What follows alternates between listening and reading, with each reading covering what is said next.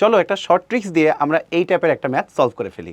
ম্যাথটাতে কি বলছে যে 30 মিটার উচ্চতা থেকে মুক্তভাবে একটা বস্তু পড়তেছে, কোথায় সেই বস্তুটার গতিশক্তি বিভব শক্তির দ্বিগুণ হবে। দেখো এই হচ্ছে সেই বস্তুটা যেটা কি হচ্ছে মুক্তভাবে পড়তেছে। তাহলে মোট কত উচ্চতা থেকে পড়তেছে বলে দিছে 30 মিটার উচ্চতা থেকে পড়তেছে। প্রশ্নে তোমাকে জিজ্ঞেস করছে ভূমি থেকে কত উচ্চতায় আমাদের গতিশক্তি বিভব শক্তির দ্বিগুণ হবে। তো এখানে ট্রিক্সটা হচ্ছে কি, ট্রিক্সটা হচ্ছে ভূমি হতে উচ্চতা x ইকুয়াল টু মনে রাখবা h পাই n প্লাস 1। h কি মোট উচ্চতা, n কি, n এর পরিচয় হচ্ছে জাস্ট এটা ভালো করে মনে রাখবা n কি গতিশক্তি বিভব শক্তির কত গুণ, গতিশক্তিটা বিভব শক্তির কত গুণ, এটা n এর মান। দেখো প্রশ্ন পড়ো, ম্যাথ শেষ।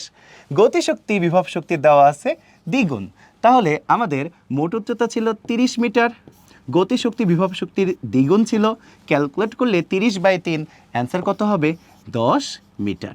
অর্থাৎ ভূমি থেকে 10 মিটার উচ্চতায় গতিশক্তি বিভব শক্তির দ্বিগুণ হবে।